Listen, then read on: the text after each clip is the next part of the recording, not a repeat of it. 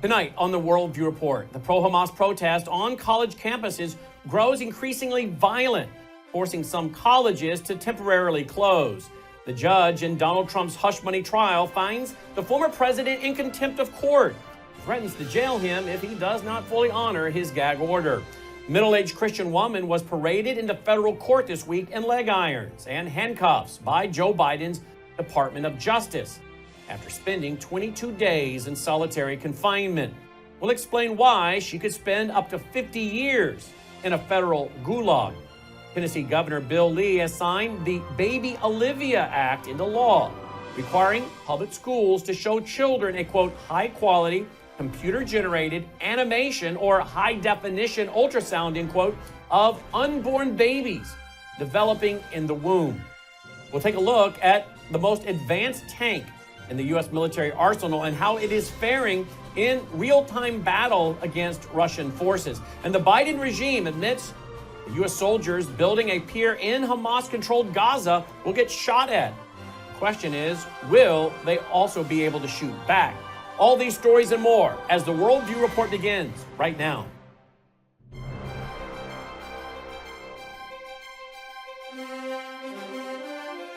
This is Worldview Report with host Brannon Howse. Whether it is news from the nation's capital or your state capital, from the classroom to the boardroom, from national security to national and local news that impacts you and your family, Worldview Report is your trusted source for vital and uncensored news. And now, here is Brannon Howse. Good evening and welcome to the Worldview Report. Leading off tonight, Portland State University announced it has shut down on Tuesday, April 30th because of safety reasons after far-left violent extremists associated with Antifa stormed and occupied the main library on campus. Journalist Andy Ngo reported in a post to X that the university president allowed the encampment to grow over several days, quote, giving time for the extremists to recruit and broadcast plans to capture buildings like at Cal Poly Humboldt. Antifa are writing graffiti messages about blowing up banks and genociding their enemies at the encampment, along with writing their logos and symbols.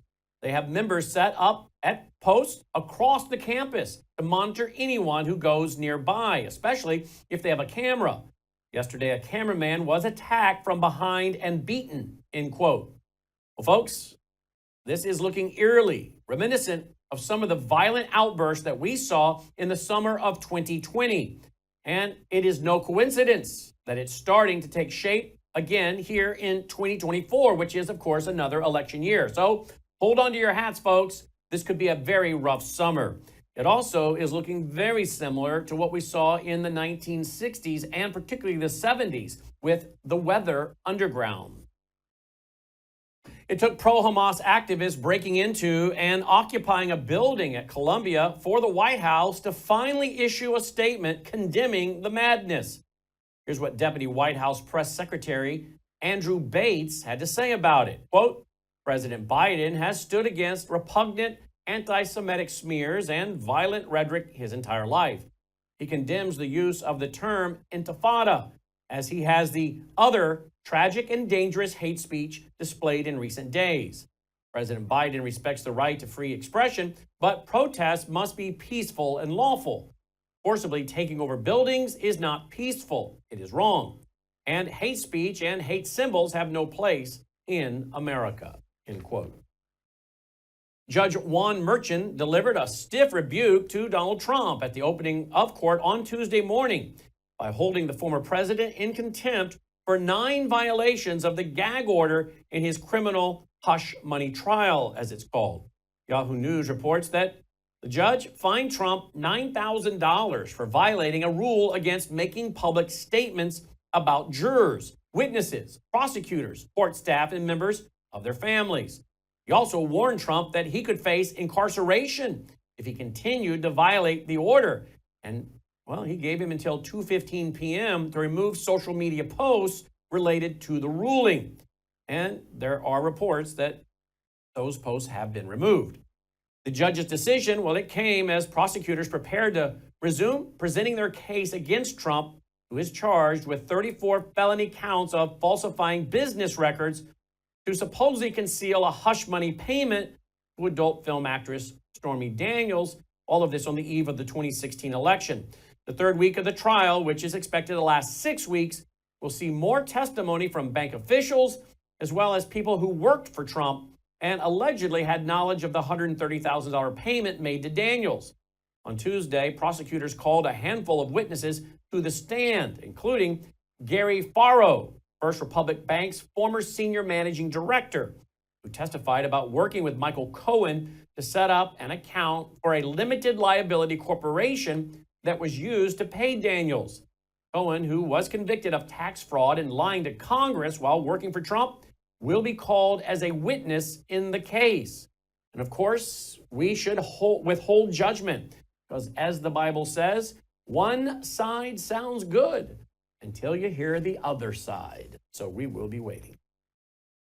LifeSite News reports that a middle-aged Christian woman was paraded into federal court this week in full shackles. It says she has been punished with prolonged solitary confinement by Joe Biden's Department of Justice. Heather Idani, a defendant in the Washington, D.C. FACE Act trials, told LifeSite News that she has been subjected to 22 days of solitary confinement. The FACE Act, that's an acronym that stands for Freedom to Access Clinic Entrances. It's a law passed by Congress and signed by President Bill Clinton back in 1994. It is now used to persecute mainly Christians by sentencing them to extraordinarily long prison terms for peacefully assembling outside of abortion clinics, often just praying and singing hymns. In an exclusive interview with LifeSite, Heather said she received the severe punishment, solitary confinement, after sharing food with fellow prisoners. Heather alleged that she was allowed to walk outside her cell for only 2 hours in the middle of the night each day, and that the lights of her cell were continually kept on. She says she has been in prison since she was convicted last autumn. Fellow pro-life advocate Kyle Zatro, who joined Heather in another traditional pro-life rescue in Tennessee, has also been convicted in Nashville of violating the so-called FACE Act. And he told LifeSite News that when Heather was brought into the courtroom for a pretrial hearing in Detroit for yet another FACE Act trial, the U.S. Marshal had the middle-aged woman shackled at the wrists, waist, and feet as if she were a dangerous criminal. He said that upon entering the courtroom, the shocked judge ordered the shackles removed. Initially, the marshals agreed to remove the shackles from only one wrist to allow Heather freedom to write, a concession that was necessary for her to take notes, as she was then representing herself in court. Only at the insistence of the indignant judge were the shackles of both wrists finally removed, although the marshal left the bars around her waist and feet.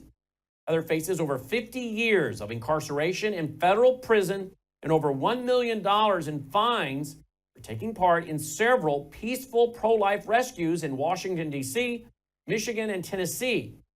Should she receive maximum penalties in these cases, she will have been sentenced to the longest prison term in the history of the U.S. civil disobedience movement for human rights.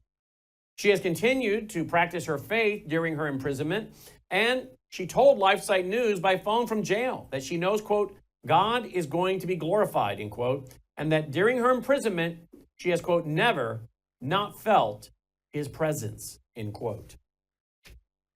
Tennessee Governor Bill Lee signed the Baby Olivia Act into law on Tuesday, requiring public schools to show school children a, quote, high-quality, computer-generated animation or high-definition ultrasound, end quote, of unborn babies developing in the womb. The law cites live action's computer-animated, quote, Baby Olivia, end quote, video depicting fertilization and fetal development from conception as an example of an animation that would meet the law's requirements, which includes the depiction of, quote, the development of the brain, the heart, and other vital organs in early fetal development, end quote. Watch this.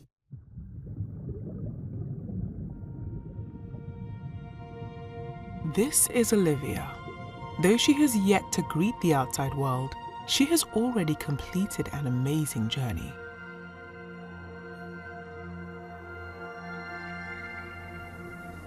This is the moment that life begins. A new human being has come into existence. At fertilization, her gender, ethnicity, hair color, eye color, and countless traits are already determined. She begins to implant in the uterus about 1 week after fertilization. Her cells organize into what we call an embryo. At 3 weeks and 1 day, just 22 days after fertilization, Olivia's heartbeat can be detected.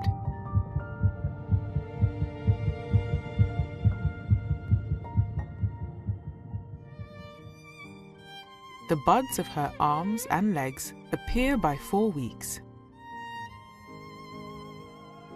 She begins to move between 5 and 6 weeks with both spontaneous and reflexive movements. At 6 weeks from fertilization, her brain activity can be recorded and bone formation begins. She can bring her hands together at 7.5 weeks, and separate fingers and toes emerge. She can also begin to hiccup.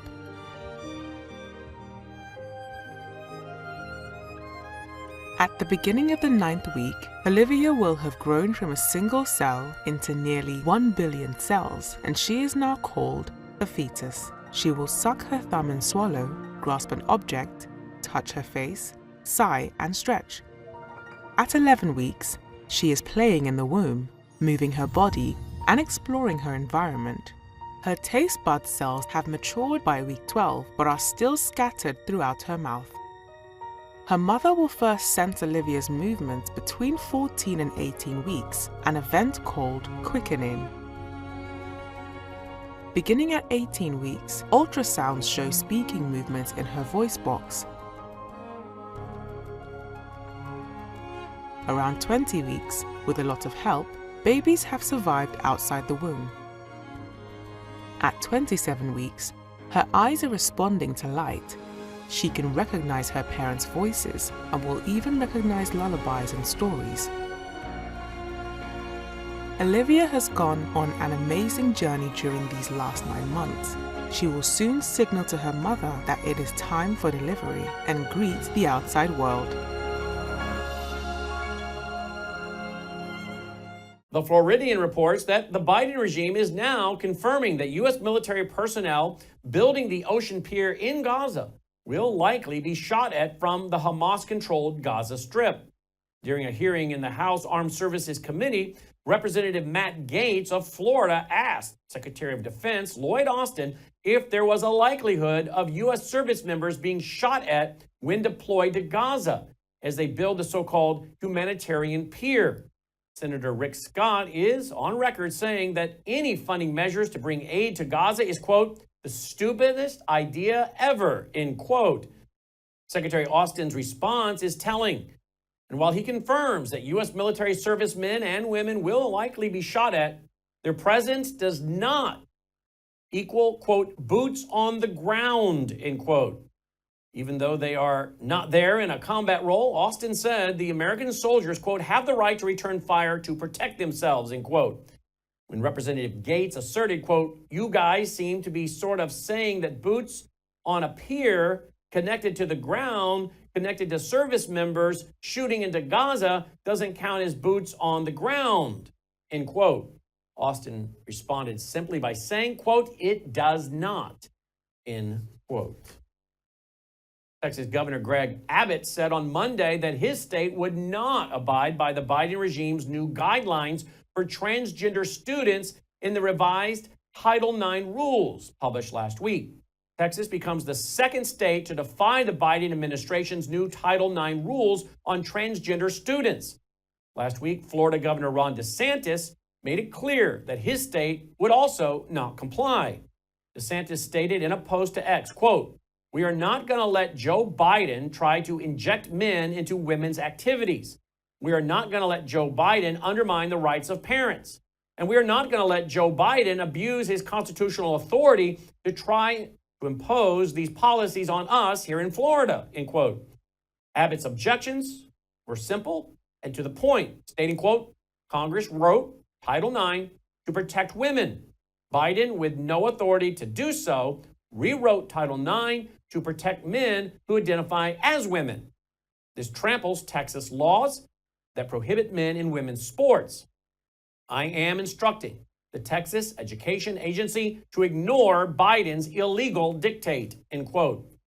PJ Media notes that Biden's attempt to allow transgender individuals to compete on girls' teams is not going to be, published until after the election for obvious reasons. Adding, quote, the overriding question is, does the federal government possess the constitutional authority to dictate policies based on the controversial belief that anyone can choose their sex?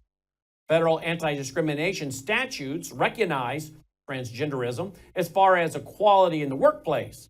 What the Biden administration is trying to do is graft the Supreme Court decision recognizing transgender in the workplace onto educational institutions, end quote. We'll be right back after this break.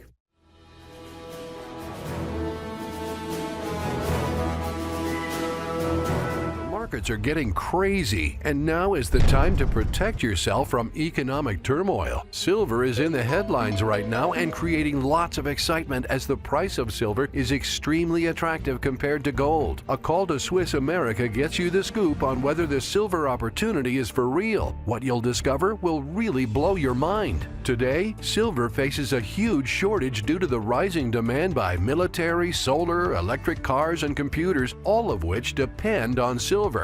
But right now, silver is priced to sell according to worldwide experts. Now, to help you get started, Swiss America is offering beautiful United States Walking Liberty half dollars, issued by the U.S. Mint from 1916 to 1947 and minted in 90% pure silver for a special introductory price. Limit of $250 per customer while supplies last. So call the number on your screen or visit SwissAmerica.com, because now is the time to rediscover silver.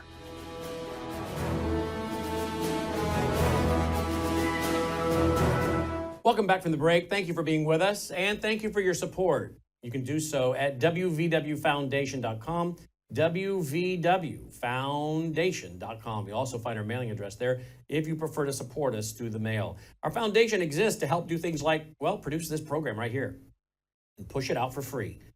That's really the goal of our foundation, to educate people, to inform people, to minister to them with programming like this so they can understand the times and know how God would have us to respond. So if you appreciate that, we appreciate your support of the foundation. WVWFoundation.com, one of our biggest sponsors of this program. Our foundation is also one that brings us the Sunday night church service right here at worldviewtube.com each and every Sunday night at 8 p.m. Central. Last week, I taught Lesson 5 as I'm teaching through the book of Revelation. Boy, am I learning a lot. And that's the great thing about these lessons. I learn a lot, and then I get to turn around and teach it to those who are interested. So we're all learning together. Well, I hope you'll join us this coming Sunday night, 8 p.m. Central at worldviewtube.com for Lesson 6 as I teach through the book of Revelation. Again, that's our Sunday night church service brought to you by our foundation. Just one of many ministry programs and educational programs brought to you through the support of our foundation. WVWFoundation.com, WVWFoundation.com. Thank you so much for your support. RT.com reports that Russian Defense Minister Sergei Shoigu claims that the Ukrainian military has experienced nearly 500,000 dead soldiers since February of 2022.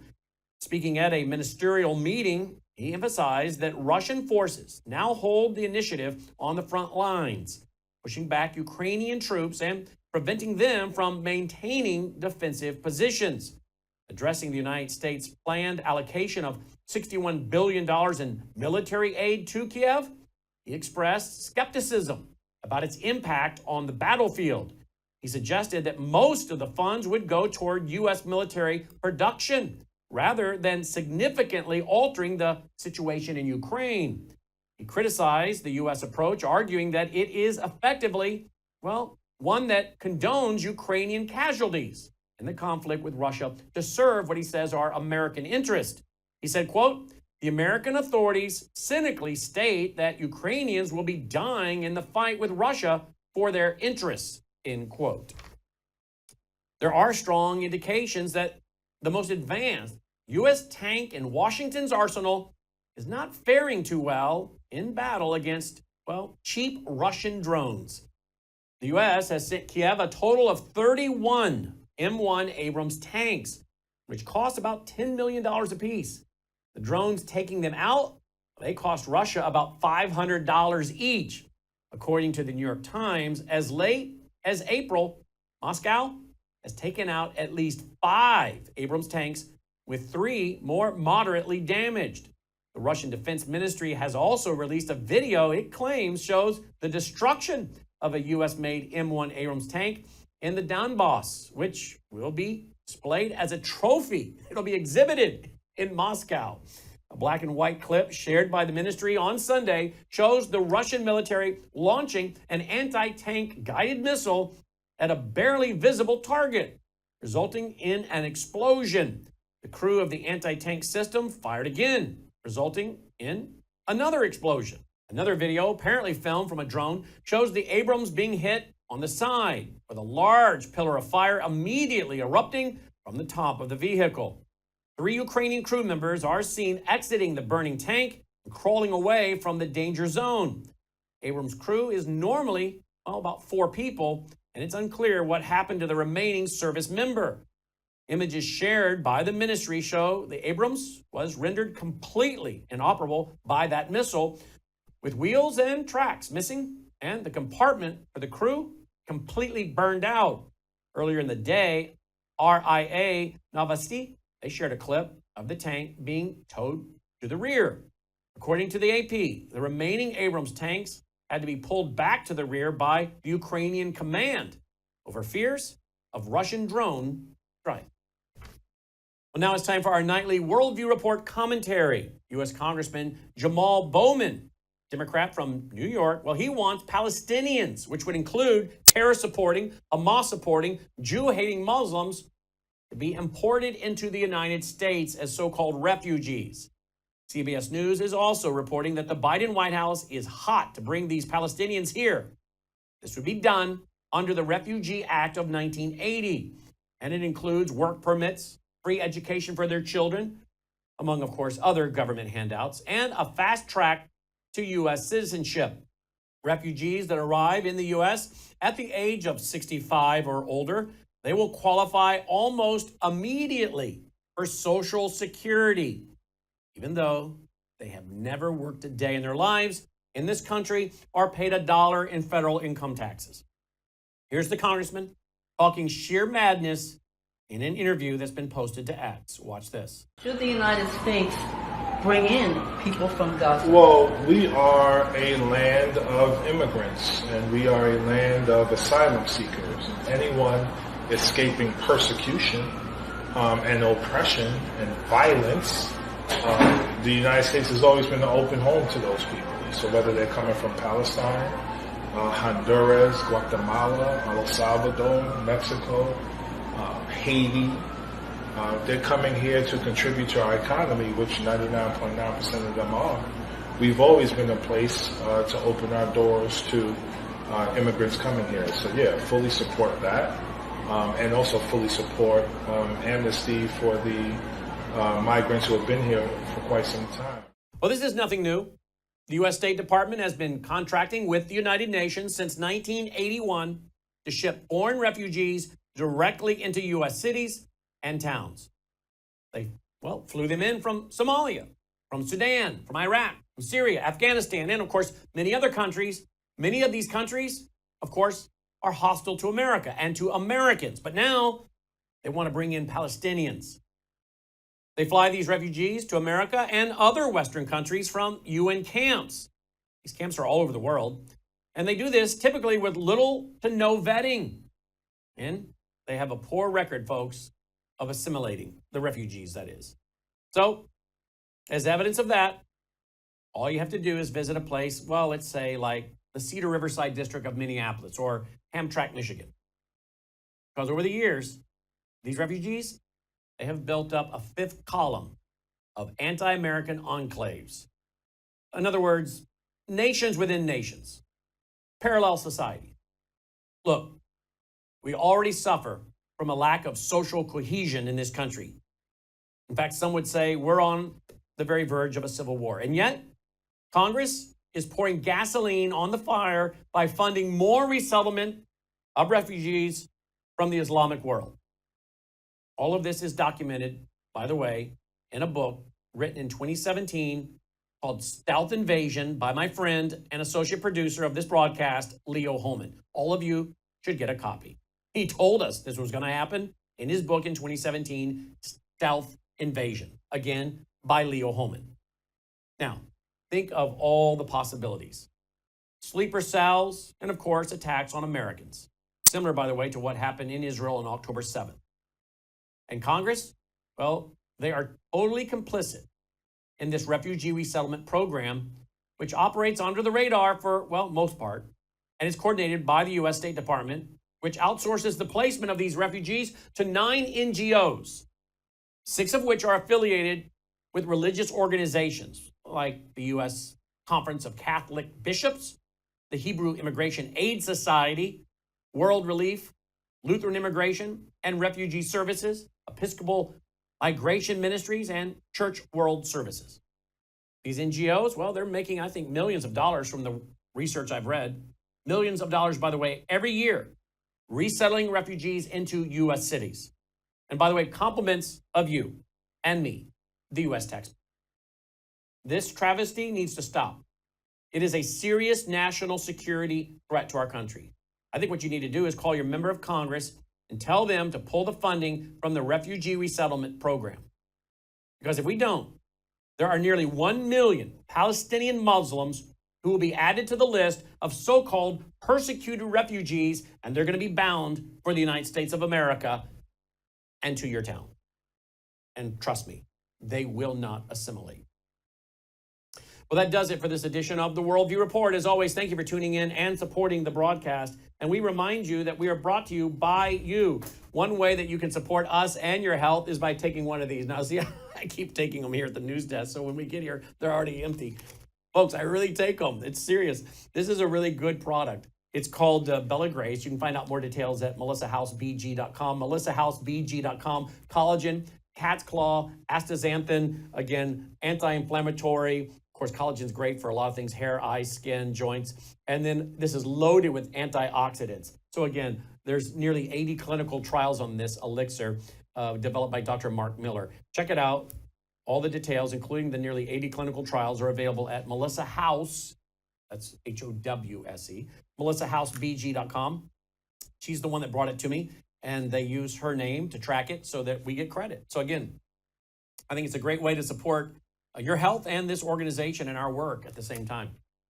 melissahousebg.com. Let me grab for another one. This is something Melissa and I do twice a day. It's called Numi. And in this product that we swish with it, or 2 capfuls, swish it around your mouth for about 3 to 4 minutes. And within about 90 seconds, you're getting what is called glutathione into your system. Go research glutathione, very powerful molecule that detoxes our cells. Again, no joke here, folks. About 162,000 studies on glutathione just on PubMed alone. But again, if you go do your homework, you'll find out a lot about this glutathione. And glutathione is what's in this product. The product is called Numi. neumi.com/house1, neumi.com/HOWSE, and the numeral 1. All right. And then again, don't forget about going to twc.health/Brannon, twc.health/Brannon, and pick up your own emergency medical kit from the Wellness Company. This is a company my buddy Dr. James Thorpe and Dr. Peter McCullough work with, and there are 8 critical meds in here. You should have 1 or 2 of these on hand for every family member: amoxicillin, ivermectin. If you want a full list of what the 8 meds are, what they treat, all you got to do is go to twc.health/Brannon, twc.health/Brannon. When you use that URL, you'll not only save money, but again, you're supporting this broadcast as they're one of our sponsors as well. twc.health/BRANNON. Well, that's our broadcast for tonight. Thanks so much for watching. Until next time, may God save America. Take care.